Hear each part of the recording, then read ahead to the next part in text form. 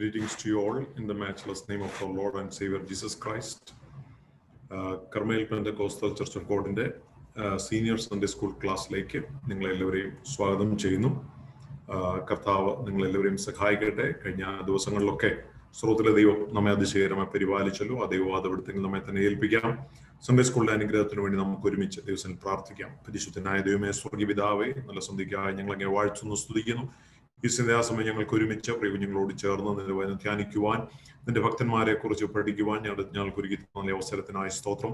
അവരുമായിട്ട് ഷെയർ ചെയ്യുന്ന ദൈവത്തിന്റെ വചനം കർത്താവെ അവരുടെ ആത്മീയ ജീവിതത്തിന് പ്രയോജനമായി തീരുവാനിടയാക്കണമേ. കഴിഞ്ഞ ദിവസങ്ങളിലൊക്കെയും സ്രോതല ദൈവം അവരെ അതിശയത്തോടെ പരിപാലിച്ചു. നന്മകളാൽ നിറച്ചു കൊടുത്തതേക്കായി സ്തോത്രം. ഇന്ന് ഞങ്ങൾ ഷെയർ ചെയ്യുന്ന കർത്താവെ പൗലോസിന്റെ ജീവചരിത്രം അവരുടെ ജീവിതത്തിന് കർത്താവ് പ്രചോദനമായി തീരുവാൻ അവിടുത്തെ കരങ്ങളിലേക്ക് ഏൽപ്പിച്ചുകൊണ്ട് പ്രാർത്ഥിക്കുന്നു. കർത്താവ് ഞങ്ങൾ ക്രിസ്തുയേശുവിൽ കർത്താവ് വളരുവാൻ ഒരു മുഖാന്തരമാക്കി തീർക്കണമേ. ആത്മീയ ബലപ്പെടുവാൻ സഹായിക്കണം. ഇതിന്റെ പിന്നിൽ അധ്വാനിക്കുന്നവരെയും അവിടുന്ന് അനുഗ്രഹിച്ച് സഹായിച്ചാൽ കൃപയെ ഞങ്ങളെ മറയ്ക്കണം. അതിനുവേണ്ടി സേവനം ചെയ്യണം. പരീക്ഷിത കുഞ്ഞുങ്ങളോട് ദൈവസാന്നിധ്യം ഉണ്ടായിരിക്കണമേ. മാതാപിതാക്കന്മാരെ സഹോദരങ്ങളെ ആശ്രവദിക്കണമേ. കൃപയിൽ പൊതിയണമേ. യേശു ക്രിസ്തുവിന്റെ അതിമഹത്വമുള്ള നാമത്തിൽ എല്ലാവർക്കും ചെന്നു കേട്ടു ഉത്തരവാദം സ്വയം പിതാവേ, ആമേൻ. നിങ്ങൾക്കറിയാം, കഴിഞ്ഞ സൺഡേ സ്കൂൾ ക്ലാസ്സിൽ നമ്മൾ പഠിച്ചത് പൗലോസിന്റെ ജീവിതത്തെ കുറിച്ചാണ്. ഹു വാസ് പോൾ എന്നുള്ളതായിരുന്നു ഈ പാർട്ട് 1-ൽ നമ്മൾ ശ്രദ്ധിച്ചത്. ഞാൻ പ്രസന്റേഷൻ ഒന്നും ചെയ്തിരുന്നില്ല. നമ്മൾ ഒരുമിച്ച് ചിന്തിക്കുകയായിരുന്നു പൗലോസ് ആരാണ്, പൗലോസിന്റെ ജീവിതം എന്തായിരുന്നു എന്നുള്ളതിനെ കുറിച്ചാണ് നമ്മളവിടെ പഠിക്കാനായിട്ട് ദൈവം സഹായിച്ചത്.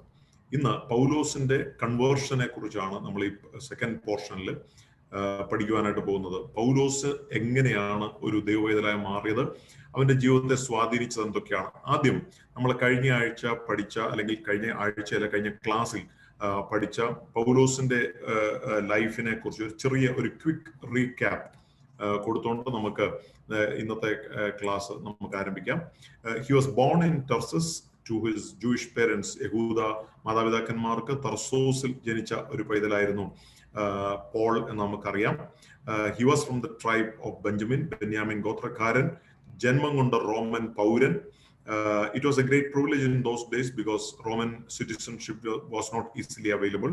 Probably his father was a very rich man, or he was serving in the military, so he would have got it as an honor from the government who ruled Rome. He studied the law of Moses. അവനൊരു പരീക്ഷനാകാൻ വേണ്ടി ഗമാലിയലിന്റെ പാദപീഠത്തിങ്കിൽ ഇരുന്ന് മോശയുടെ പ്രമാണങ്ങൾ പഠിച്ച ഒരു വ്യക്തിയായിരുന്നു ആര്? പൗലോസ്. മാത്രമല്ല, സന്നിധി സംഘം എന്ന് പറയുന്ന അന്നത്തെ യഹൂദന്മാരുടെ മത കാര്യങ്ങളെയൊക്കെ നിയന്ത്രിച്ചിരുന്ന സന്നിധി സംഘത്തിന്റെ ഒരു മെമ്പറും കൂടെ ആയിരുന്നു പൗലോസ്, അല്ലെങ്കിൽ ശൗല് എന്ന് നമുക്ക് കാണുവാനായിട്ട് കഴിയും. His name was soul before he was converted. And he was a wealthy son. He was the son of a wealthy ship merchant. അവന്റെ അപ്പൻ ഒരു കപ്പൽ വ്യാപാരിയായിരുന്നു. And by profession he was a tent maker. കൂടാരപ്പണിക്കാരനായിരുന്നു പൗലോസ്. അവന്റെ father ഒരു ship merchant ആയിരുന്നു. പൗലോസിന്റെ തൊഴിൽ എന്ന് പറയുന്നത് ടെന്റ്, കൂടാരങ്ങൾ ഉണ്ടാക്കി വിൽക്കുന്ന ഒരു ജോലിയായിരുന്നു പൗലോസ് ചെയ്തിരുന്നത്. അവന്റെ റിലീജിയസ് ആയിട്ടുള്ള അവന്റെ ആക്ടിവിറ്റി വെച്ച് നോക്കിയാൽ he persecuted Christian believers thinking that they were against the Jewish religion. അല്ലെങ്കിൽ യഹൂദ മതത്തെ അവര് അനുസരിക്കാതെ യഹൂദ മതത്തെ അപകീർത്തിപ്പെടുത്തുവാൻ വേണ്ടി വന്ന ഒരു പുതിയ ചിന്താഗതിക്കാരാണ് ക്രിസ്ത്യാനികൾ എന്ന് വിചാരിച്ച് അവരെ പീഡിപ്പിച്ച വ്യക്തിയായിരുന്നു ശൗൽ എന്ന് നമുക്ക് കാണാനായിട്ട് കഴിയുന്നുണ്ട്. അത് അവന്റെ മതപരമായ എരിവ്, his zealous for his religion made him do this persecution. As we move forward for today's study, we have taken the reading portion as Saul was God's enemy. He turned into the apostle of Jesus Christ. Reading portion is Acts chapter 9 verses 1 to 18, Acts chapter 22 verses 1 to 21, and Acts chapter 26 verses 1 to 23. These are long portions, but it will help you to understand the transition, the different stages of Paul's life, and how he was converted from being a Saul who was the enemy of Jesus Christ into an apostle of our Lord Jesus Christ. Memory verse, 1 Timothy verses 13, 1 Timothy chapter 1 verses 13 to 16. 1 Timotheos 1:13 മുതൽ 16 വരെയുള്ള വാക്യങ്ങളാണ് മനഃപ്പാഠം. Though formerly I was a blasphemer, persecutor, and insolent opponent, but I received mercy because I had acted ignorantly in unbelief. And the grace of our Lord overflowed for me with the faith and love that are in Christ Jesus. The saying is trustworthy and deserving of full acceptance, that Christ Jesus came into the world to save sinners, of whom I am the foremost. But I received mercy for this reason, that in me, as the foremost, Jesus Christ might display his perfect patience as an example to those who were to believe in him for eternal life. നമ്മൾ ഈ വായിച്ച portion English standard വേർഷനിൽ നിന്നുള്ള പോർഷനാണ്. അത് easy ആയിട്ടുള്ള English ആയതുകൊണ്ടാണ് അത് വായിച്ചത്.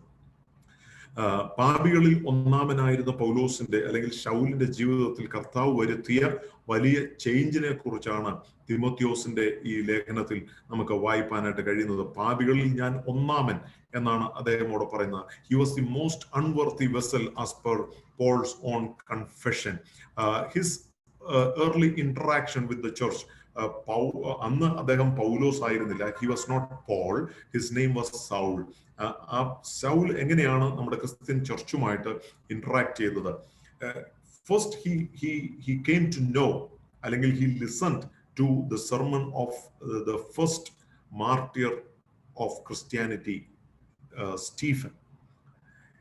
Stephen was narrating the life and times of Jesus and his crucifixion.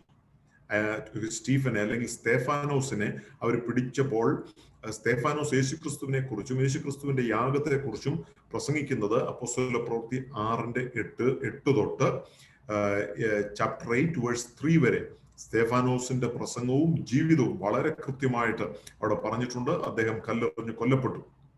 He was witnessing to the Sanhedrin of which Paul was a member.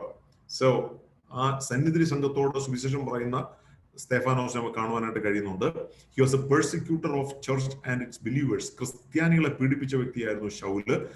ആ ശൗലിനെ കർത്താവ് തൊടുന്നത് ദമസ്കോസിന്റെ പടിവാതിൽക്കൽ വെച്ചാണ്. At the door steps of Damascus he was touched by the love of Christ. പൗലോസിന്റെ സാക്ഷ്യം എന്തായിരുന്നു? അപ്പോസ്തല പ്രവൃത്തി 9-ാം അധ്യായത്തിൽ ലൂക്കോസ് ആണ് അപ്പോസ്തല പ്രവൃത്തി എഴുതിയത്. അപ്പൊ അതിന്റെ 9-ാമത്തെ അധ്യായത്തിൽ പൗലോസിന്റെ മാനസാന്തരത്തെ കുറിച്ച് ലേഖനകാരനായ ലൂക്കോസ് വളരെ കൃത്യമായിട്ട് രേഖപ്പെടുത്തിയിട്ടുണ്ട്. ദമസ്കോസിന്റെ പടിവാതിൽക്കിൽ വെച്ച് കർത്താവിന്റെ സ്നേഹത്താൽ ശൗൽ പിടിക്കപ്പെട്ടു. അവൻ പൗലോസായി രൂപാന്തരപ്പെട്ടു.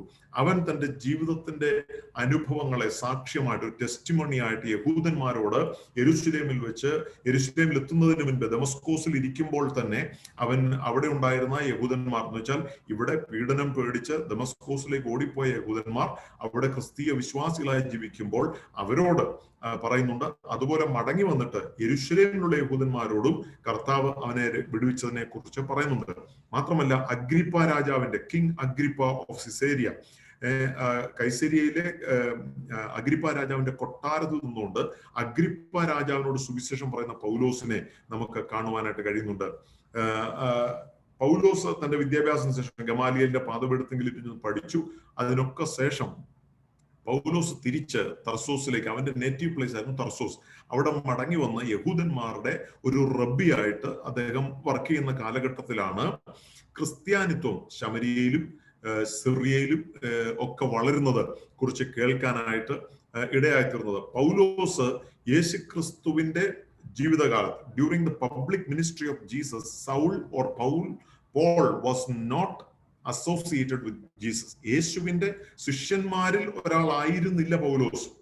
എന്നാൽ അതിനുശേഷം യേശുക്രിസ്തുവിന്റെ മരണ പുനരുത്ഥാനത്തിന് ശേഷം കർത്താവിനാൽ തെരഞ്ഞെടുക്കപ്പെട്ട് ദൈവത്തിന്റെ അപ്പോസ്തലൻ, അതുകൊണ്ടാണ് അപ്പോസ്തലൻ എല്ലായിടത്തും അപ്പോസ്തലൻ പൗലോസ് ലേഖനങ്ങളിൽ in his epistles he writes very clearly, ദൈവേഷ്ടത്താൽ ക്രിസ്തുയേശുവിന്റെ അപ്പോസ്തലൻ പൗലോസ്, I am the apostle of Christ Jesus according to the will of God എന്നാണ് അദ്ദേഹം പറയുന്നത്.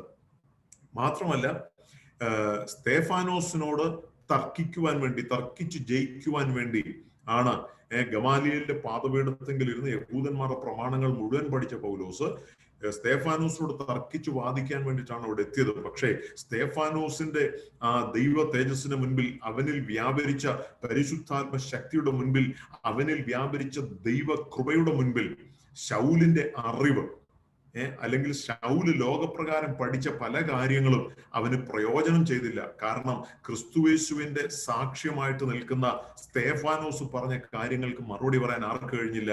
ശൗലിന് കഴിഞ്ഞില്ല. അതുകൊണ്ട് ശൗല് ഒരു കാര്യം മനസ്സിലാക്കി, ഈ സ്തേഫാനോസിൽ എന്തോ ഒരു പ്രത്യേകതയുണ്ട്. എങ്കിലും അതവനെ രൂപാന്തരപ്പെടുത്തിയില്ല. എന്നിട്ടും സ്തേഫാനോസിന്റെ പ്രസംഗം കേട്ടിട്ടും അവനെ കല്ലെറിഞ്ഞു കൊല്ലുമ്പോൾ അവന്റെ മുഖം ദൈവദൂതന്റെ മുഖം പോലെ പ്രകാശിക്കുന്നത് കണ്ടിട്ടും പൗലോസിന് ഒരു രൂപാന്തരം ഉണ്ടായില്ല. സോ ആക്ട്സ് ചാപ്റ്റർ 6 verse 15 അവിടെ വായിക്കുവാൻ കഴിയുന്നത്, the face of Stephen shine like an angel. അവര് കല്ലെറിഞ്ഞു കൊല്ലുമ്പോൾ ഒരു ദൈവദൂതന്റെ മുഖം പോലെ സ്തേഫാനോസിന്റെ മുഖം ശോഭിച്ചു. എന്നിട്ടും ഇതൊന്നും ശൗലിനെ രൂപാന്തരപ്പെടുത്തിയില്ല. ആ സമയത്ത് ഈ സ്തേഫാനോസിന്റെ വസ്ത്രം സൂക്ഷിക്കുകയായിരുന്ന ആര്? ശൗല് എന്ന് നമുക്ക് കാണുവാനായിട്ട് കഴിയുന്നുണ്ട്. In Acts chapter 7 verse 58 and 22 chapter 22 verse 20 നമുക്ക് അവിടെ കാണാനായിട്ട് കഴിയുന്നുണ്ട്. മാത്രമല്ല സ്തേഫാനോസ് പറയുന്ന കാര്യങ്ങൾ എന്ന് വെച്ചാൽ, സ്തേഫാനോസ് കല്ലെറിഞ്ഞ് കൊല്ലപ്പെടുമ്പോൾ അവൻ ദൈവത്തോട് പ്രാർത്ഥിക്കുന്നു, കർത്താവെ, ഇവർ ചെയ്യുന്നത് ഇന്നതെന്ന് അറിയായതുകൊണ്ട് ഇവരോട് ക്ഷമിക്കണമേ എന്ന് പറയുന്ന സ്തേഫാനോസിന്റെ പ്രാർത്ഥന, ദ പ്രയർ ഓഫ് ഫോർഗിവ്നെസ്, അത് അക്സെപ്റ്റ് ചെയ്യാൻ ആർക്ക് കഴിഞ്ഞില്ല? ശൗലിന് കഴിഞ്ഞില്ല. ശൗലിനെ സംബന്ധിച്ച്, അല്ലെങ്കിൽ പൗലോസ് ആയിട്ട് മാറിയ ശൗല് ക്രിസ്ത്യാനി ആകുന്നതിന് മുൻപ് ഇങ്ങനൊരു കാര്യം, യഹൂദന്മാരുടെ പ്രമാണം അനുസരിച്ച് കണ്ണിന് പകരം കണ്ണ്, പല്ലിന് പകരം പല്ല് എന്നുള്ള പ്രമാണം പഠിച്ച് അതുപ്രകാരം ജീവിതം നയിക്കുന്ന ശൗലിന് സ്തേഫാനോസിന്റെ ഈ പ്രാർത്ഥന ഇത് അംഗീകരിക്കാനായിട്ട് കഴിഞ്ഞില്ല. മാത്രമല്ല അക്സെപ്റ്റ് ചെയ്യാൻ കഴിഞ്ഞില്ല. He could not believe that someone can do like this. മാത്രമല്ല ആരംഭകാല ക്രിസ്തീയ വിശ്വാസികൾക്കെതിരെ അപ്പോസ്തലനായ പൗലോസ് അന്ന് മാനസാന്തരപ്പെടുന്നതിന് മുൻപ് അദ്ദേഹം പ്രവർത്തിക്കുന്നതിന്റെ ഡീറ്റെയിൽസ് നമുക്ക് കാണുവാനായിട്ട് കഴിയുന്നുണ്ട്. ഞാൻ അവിടെ പോർഷൻസ് കൊടുത്തിട്ടുണ്ട്. ആക്സിന്റെ ചാപ്റ്റർ 8, ചാപ്റ്റർ 9, പിന്നെ chapter 4, again chapter 9, then 22, Galatians 11, 13 and 14. ഇവിടെയൊക്കെ നമുക്ക് കാണുവാൻ കഴിയുന്നത് പൗലോസ് എത്രമാത്രം ശക്തിയോടെയാണ് ക്രിസ്ത്യാനികളെ പീഡിപ്പിച്ചത് എന്ന് നമുക്ക് കാണുവാനായിട്ട് കഴിയുന്നുണ്ട്. അവന്റെ യഹൂദ മതപാരമ്പര്യം അവനെ പലപ്പോഴും ഈ ക്രിസ്ത്യാനികളെ പീഡിപ്പിക്കുന്നതിലേക്ക് കൊണ്ടുപോയി. പലപ്പോഴും നമ്മുടെ ജീവിതത്തിലും നമ്മുടെ ചുറ്റുപാടുകളിലും പല ആളുകളും നമ്മളെ പീഡിപ്പിക്കുന്നത് അവരുടെ മതമാണ് ശരി, അവർ പറയുന്നതാണ് ശരി എന്നുള്ള ധാരണ കൊണ്ടാണ്. ശൗല് ഇവരെ പീഡിപ്പിച്ചത് അവൻ വിശ്വസിക്കുന്ന മതമാണ് ശരി, അതിനു വേണ്ടിയിട്ട് അവനവന്റെ ജീവൻ പോലും അർപ്പിക്കുവാൻ തയ്യാറായിരുന്നു. അങ്ങനെയാണ് അവനവരെ പീഡിപ്പിക്കുവാൻ ഇടയായിത്തീർന്നത്. പക്ഷേ ക്രിസ്തീയ വിശ്വാസികൾ ആരും തന്നെ പൗലോസിനെതിരായി പ്രതികരിക്കുവാൻ ഇടയായിത്തീർന്നില്ല. അവര് ദൈവത്തിന്റെ ഹിതത്തിന് വേണ്ടി അവരെ തന്നെ സമർപ്പിച്ചത് നമുക്ക് കാണുവാനായിട്ട് കഴിയുന്നുണ്ട്. മാത്രമല്ല സഭ ദമസ്കോസിലും ശമരിയയിലും ഒക്കെ വളരുന്നു, ക്രിസ്ത്യാനികളുടെ എണ്ണം പെരുകുന്നു എന്ന് കേട്ടപ്പോൾ പൗലോസിന് അല്ലെങ്കിൽ ശൗലിന് സഹിക്കാൻ പറ്റിയില്ല. അതുകൊണ്ട് അവരെ നശിപ്പിക്കുവാൻ, ഈ ക്രിസ്തീയ മാർഗത്തെ ഇല്ലായ്മ ചെയ്യുവാൻ അനുവാദപത്രം, അധികാരപത്രം വാങ്ങിച്ചുകൊണ്ട് അവൻ ദമസ്കോസിലേക്ക് പോകുമ്പോഴാണ് നട്ടുച്ച നേരത്ത് സൂര്യനേക്കാൾ പ്രഭയോടെ അവന്റെ ചുറ്റിനും മിന്നുന്ന ദൈവതേജസ് അവനെ പിടിക്കുവാനായിട്ട് ഇടയായിത്തീർന്നത്.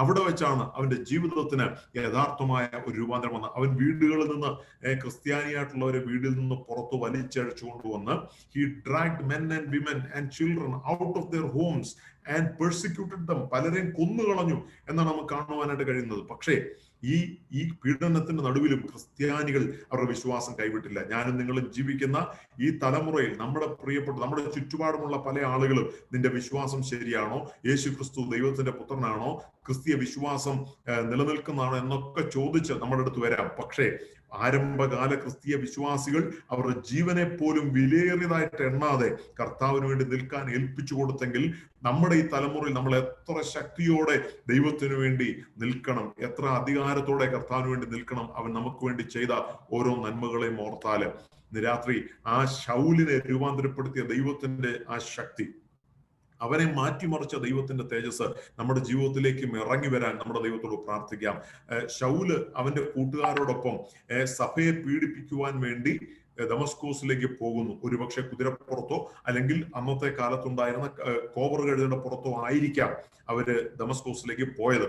എന്തായിരുന്നാലും അതേതുമാകട്ടെ, സൂര്യനേക്കാൾ വലിയൊരു പ്രകാശം അവന്റെ ചുറ്റിനും മിന്നുന്നത് ശൗല് മാത്രമല്ല, അവനോട് കൂടെ ഉണ്ടായിരുന്ന ഈ ക്രിസ്ത്യാനികളെ പീഡിപ്പിക്കുവാൻ അവന് കൂട്ടുപോയ ആളുകളും അത് കണ്ടു. പക്ഷേ ആ ശബ്ദം, സംസാരിക്കുന്ന ശബ്ദം ശൗല് മാത്രമേ കേട്ടുള്ളൂ. അവര് മറ്റുള്ള ആളുകൾ ഒരു വലിയ മുഴക്കമാണ് കേട്ടത്. എന്നാൽ ഈ പൗലോസിനോട്, ശൗലിനോട് സംസാരിക്കുന്ന ദൈവശബ്ദം ശൗലിന്റെ കാതിൽ മുഴങ്ങുന്നു. അത് നമുക്ക് അപ്പോസ്തല പ്രവൃത്തി 9:3-9 വരെ, ആക്ട്സ് ചാപ്റ്റർ 9 വേഴ്സ് 3-9 നമുക്ക് കാണുവാനായിട്ട് കഴിയുന്നുണ്ട്. യേശുവിനോട് ചോദിക്കുന്നു, soul soul, why do you persecute me? And Saul asked, who are you, Lord? The sound replied, I am Jesus whom you are persecuting. ശൗലേ ശൗലേ, നീ എന്നെ ഉപദ്രവിക്കുന്നത് എന്ത് എന്ന് കർത്താവ് അവനോട് ചോദിക്കുമ്പോൾ ശൗല് തിരിച്ചൊരു ചോദ്യം ചോദിക്കുകയാണ്. കർത്താവേ, നീ ആരാകുന്നു കർത്താവേ എന്ന് ചോദിക്കുന്ന ഒരു ചോദ്യം. പൗലോസിന്റെ ജീവിതത്തിൽ അവൻ കർത്താവേ he addressed because he knew he is hearing a supernatural voice. അവൻ ഒരു യഹൂദ പണ്ഡിതനായതുകൊണ്ട്, യഹൂദ മതത്തിൽ വിശ്വസിക്കുന്നവനായതുകൊണ്ട് ആരെയും പെട്ടെന്ന് കയറി അവൻ ലോർഡ് എന്ന് അഭിസംബോധന ചെയ്യത്തില്ല. പക്ഷെ ഇവിടെ അവൻ ഉടനെ ചോദിക്കുകയാണ്, നീ ആരാകുന്നു കർത്താവേ? Who are you Lord? ആ ശബ്ദം അവനോട് മറുപടി പറയുന്നു, നീ ഉപദ്രവിക്കുന്ന യേശുവാകുന്നു ഞാൻ. I am Jesus whom you are persecuting. 3 കാര്യങ്ങളാണ് അവിടെ പ്രധാനമായിട്ടും ഉള്ളത്. The answer from the Lord was very clear that it is Jesus who is Lord. യേശുവാണ് കർത്താവ്. അവൻ നീ ആരാകുന്നു കർത്താവേ എന്ന് ചോദിക്കുമ്പോൾ യേശു പറയുന്നു, ഐ ആം ജീസസ്. കർത്താവ് യേശുവാണ്, ജീവിതത്തിന്റെ നായകൻ യേശുവാണ്. മാത്രമല്ല, പെർസിക്യൂട്ടിങ് ദ ചർച്ച് അല്ലെങ്കിൽ തന്റെ വിശ്വാസികളെ പീഡിപ്പിക്കുന്നത് യേശുവിനെ അല്ല പൗലോസ് പീഡിപ്പിച്ചത്. അവൻ പീഡിപ്പിക്കുവാൻ പോയത്, അവൻ വീടുകളിൽ നിന്ന് വലിച്ചിറക്കിയത് ക്രിസ്ത്യാനികളെയാണ്. പക്ഷെ യേശു പറയുന്നു, നീ ഉപദ്രവിക്കുന്ന യേശുവാകുന്നു ഞാൻ. അവൻ പറയുന്നു, കർത്താവ് പൗലോസിനോട് പറയുകയാണ്, നീ ഉപദ്രവിക്കുന്നത് ക്രിസ്ത്യാനികളെയല്ല, നീ എന്നെയാണ് ഉപദ്രവിക്കുന്നത്. ഇന്ന് ഈ സമയം എന്നെ കേൾക്കുന്ന പ്രിയ കുഞ്ഞുങ്ങളെ, ഒരു കാര്യം നമ്മൾ ഓർക്കണം. നമ്മളെ പീഡിപ്പിക്കുന്നവർ, നമ്മളെ കളിയാക്കുന്നവർ, നമ്മെ പരിഹസിക്കുന്നവർ നമ്മെ അല്ല കളിയാക്കുന്നത്, നമ്മൾ സേവിക്കുന്ന കർത്താവിനെയാണ് കളിയാക്കുന്നത്. അതുകൊണ്ട് നിങ്ങൾ അതിനെക്കുറിച്ച് ഭാരപ്പെടണ്ട. എന്നെ കളിയാക്കി, എന്നെ നിന്ദിച്ചു എന്നുള്ളതിനേക്കാൾ അധികം അവര് കർത്താവിനെയാണ് നിന്ദിക്കുന്നത്. കർത്താവാണ് അവരുടെ ജീവിതത്തെ രൂപാന്തരപ്പെടുത്തുന്നത്. നമുക്ക് അതിനു വേണ്ടി പ്രാർത്ഥിക്കാം. അതിനുശേഷം യേശുവിനോട് പറയുന്നു, ഞാൻ നിന്നോട് കൽപ്പിക്കുന്നത് പോലെ നീ ദമസ്കോസിൽ ചെയ്യണം. ദമസ്കോസിൽ ക്രിസ്ത്യാനികളെ പീഡിപ്പിക്കുവാൻ പോയ പൗലോസിനോട് യേശു പറയുന്നു, ഞാൻ പറയുന്നത് നീ പ്രവർത്തിച്ചാൽ മതി. അവന്റെ ജീവിതത്തിൽ അതൊരു വലിയ പരിവർത്തനത്തിന്, ഒരു കൺവേർഷന്, ഒരു ട്രാൻസ്ഫോർമേഷന് അത് മുഖാന്തരമായി തീർന്നു. അത് കഴിഞ്ഞപ്പോൾ അവന്റെ കൂട്ടുകാരെ പറയുന്നതല്ല കേട്ടത്, അവന്റെ ആ മതത്തിന്റെ മേലധ്യക്ഷന്മാർ പറയുന്നതല്ല ശൗല് കേട്ടത്. അവൻ കേൾക്കാൻ തുടങ്ങിയത്, അവൻ അനുസരിക്കാൻ തുടങ്ങിയത്, അവനെ വിടുവിച്ച, അവനെ സ്നേഹിച്ച് ഇറങ്ങി വന്ന കർത്താവിനെയാണ്, യേശുവിനെയാണ് അവൻ അനുസരിപ്പാനായിട്ട് ഇടയായിത്തീർന്നത്. മാത്രമല്ല, അവൻ ദമസ്കോസിൽ പ്രവേശിക്കുമ്പോൾ ഉച്ചയ്ക്ക് ഈ സൂര്യന്റെ പ്രകാശത്തെക്കാൾ മിന്നുന്ന പ്രകാശം അവന്റെ കണ്ണിലടിച്ചപ്പോൾ അവനൊരു അന്ധനായിട്ട് മാറി. കണ്ണ് കാണാൻ വയ്യാത്ത ഒരു കുരുടനെ പോലെ അവൻ 3 ദിവസം ദമസ്കോസിൽ ഇരുന്നത് നമുക്ക് കാണാനായിട്ട് കഴിയുന്നുണ്ട്. അവൻ ഒരു ആഹാരവും കഴിച്ചില്ല, അവൻ ഉപവസിച്ചു. ആഹാരമൊന്നും അവൻ കഴിച്ചില്ല ഈ 3 ദിവസം.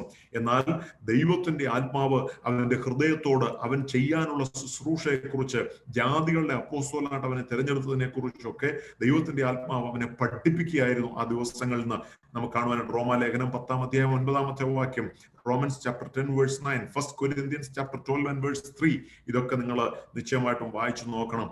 അവൻ യേശുവിന്റെ കർത്തൃത്വം അംഗീകരിച്ചു. He accepted the lordship of Jesus in his life and the Holy Spirit transformed his life for the glory of God. മാത്രമല്ല, യേശു അനന്യാസ് എന്ന് പറയുന്ന കർത്താവിന്റെ ദാസനോട്, ഒരു പ്രവാചകനോട് സംസാരിക്കുന്നു.